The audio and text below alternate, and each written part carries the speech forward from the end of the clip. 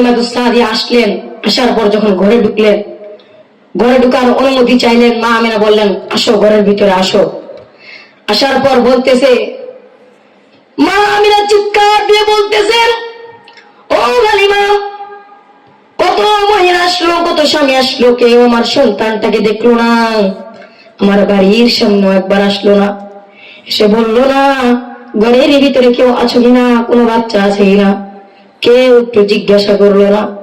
তোমার বুঝি মায়া লেগেছে আমার সন্তানের জন্য?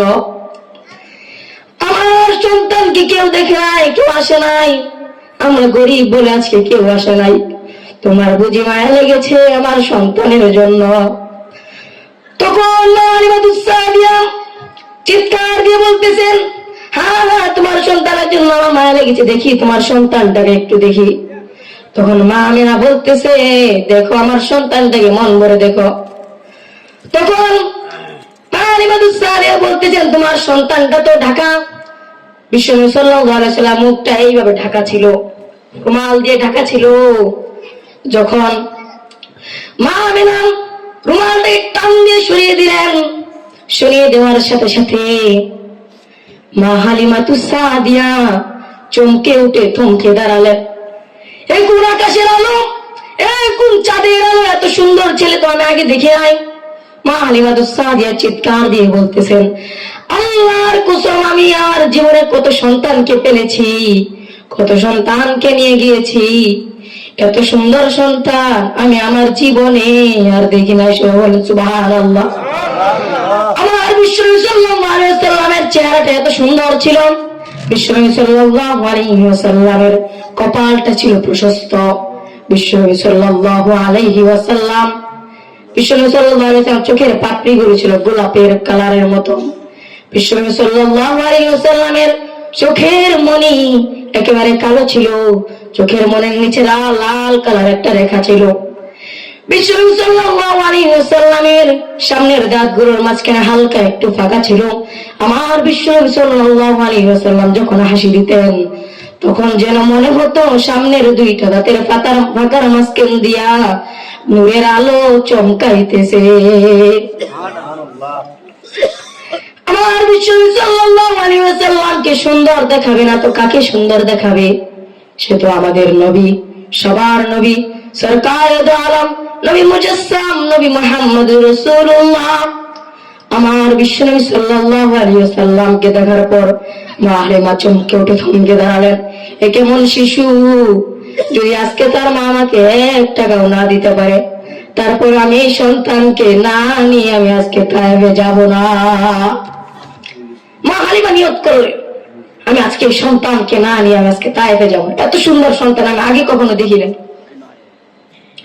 তখন বলতেছে যে তোমার সন্তানের নাম কি? বলে মুহাম্মদ। বলে আমার সন্তানের নিবানি?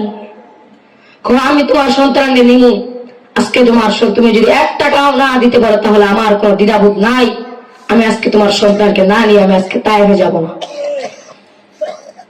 তখন মা হালিমাতুস সাদিয়া তার স্বামীকে বলতেছেন, ও স্বামী, তাহলে আজকে চলো আমরা আজকে মুহাম্মদকে নিয়ে তায়েফে চলে যাই। তখন তার স্বামী বলতেছেন, তুমি যেহেতু বলেছ তাহলে চলো আমরা মুহাম্মদকে নিয়ে তায়েফে চলে যাই। মা হালিমাতুস সাদিয়া চিৎকার দিয়ে বলেন, বিশ্বনবী সাল্লাল্লাহু আলাইহি ওয়াসাল্লামকে কোলে নেওয়ার পর মা হালিমাতুস সাদিয়া খেতে পারে না, কয়েকদিন ধরে খানা খায় না। মা হালিমাতুস সাদিয়া বলেন, আমি যখন মুহাম্মদকে কোলে নিলাম, কোলে নেওয়ার সাথে সাথে আমার স্তনগুলো একেবারে একটু দুধ ছিল না। আল্লাহর কসম, আমার ছেলের নাম আব্দুল্লাহ, যখন তায়েফ থেকে আসতেছিল তখন আমার ছেলে বারবার চুষণ দিয়েছিল, একটু দুধও ছিল না। যখন আমি বিশ্বনবী সাল্লাল্লাহু আলাইহি ওয়াসাল্লামকে কোলে নিলাম, কোলে নেওয়ার সাথে সাথে আমার দুধের স্তনগুলো ভরে গেল। বলেন সুবহানাল্লাহ।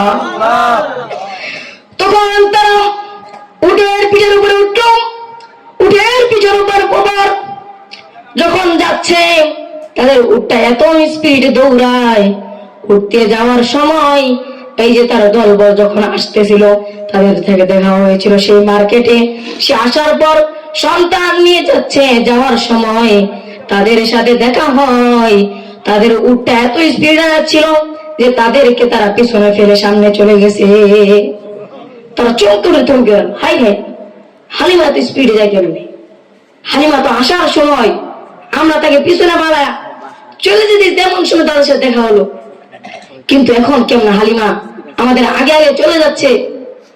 তখন তারা জিজ্ঞেস করলো, ও হালিমা, তুমি কি মক্কায় গিয়ে তোমার উটকে পাল্টাইছো নাকি? নতুন উট কিনো আনছো কিনা? তখন হালিমা বলতেছে, আমি তো নিজেই খেতে পারি না, আমি আবার উট কিনবো কোত্থেকে?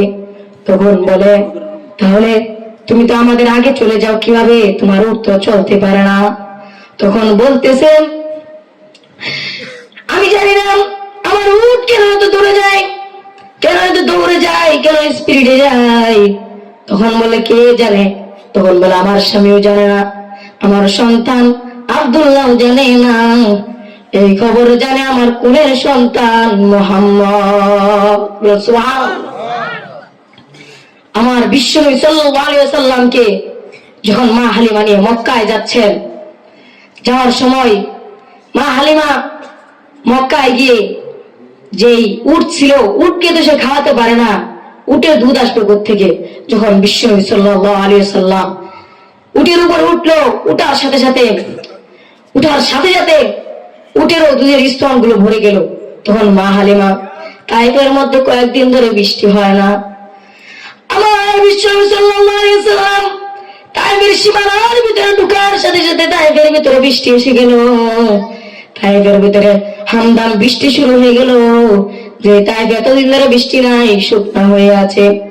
এজন্য আমার ভাইরা, আমার সম্মানিত মুহতারাম মুআজ্জাজ মুহাজিরিন, আমার বিশ্বনবী সাল্লাল্লাহু আলাইহি ওয়াসাল্লামকে আমরা মন প্রাণ দিয়ে ভালোবাসবো। যদি বলা হয় আমার বিশ্বনবী সাল্লাল্লাহু আলাইহি ওয়াসাল্লামকে নিয়ে অমুক জায়গায় কটূক্তি করা হয়েছে, ও মুসলমানরা তোমরা একটু আসো, আমরা তাদের বিরুদ্ধে আজকে অমুক সংলাপ করব, তাহলে আপনারা সকলে ঝাঁপিয়ে পড়তে রাজি আছেন কিনা? এজন্য ভাইরা আমার, আজকে আমার বিশ্বনবী সাল্লাল্লাহু আলাইহি ওয়াসাল্লামকে নিয়ে কটূক্তি করছে সেই কাদিয়ানী আজকে দাবি করছে সে কিনা নবী, সে কিনা শেষ নবী। আমরা কাদিয়ানীদেরকে বলে দিতে চাই, যদি নবী দাবি করতে হয়, ভণ্ডামি করতে হয়, ভণ্ডামি বাংলাদেশে চলবে না। যদি ভণ্ডামি করতে মনে চাই, তাহলে সেই ভারত, তোমার বন্ধু ভারতের দিল্লিতে মোদি আছে হিন্দু, সেখানে গিয়ে ভণ্ডামি করো, ঠিক কিনা? বাংলার জমিনে কোনো ভণ্ডামি চলবে না।